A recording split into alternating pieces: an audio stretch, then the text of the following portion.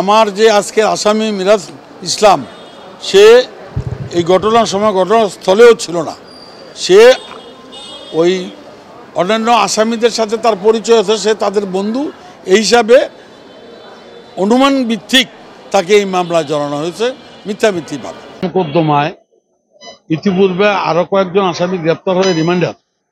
2 জন আসামি দোষ স্বীকারমূলক জবানবন্দি দিয়ে তারা বলেছে যে এই ঘটনাটা কারা সংগঠিত করেছে।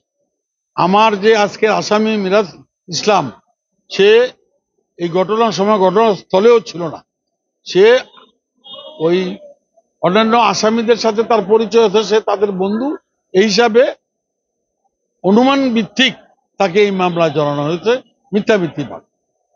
আমি আজকে হুজুর আদালতে এই কথাটি বলেছিলাম।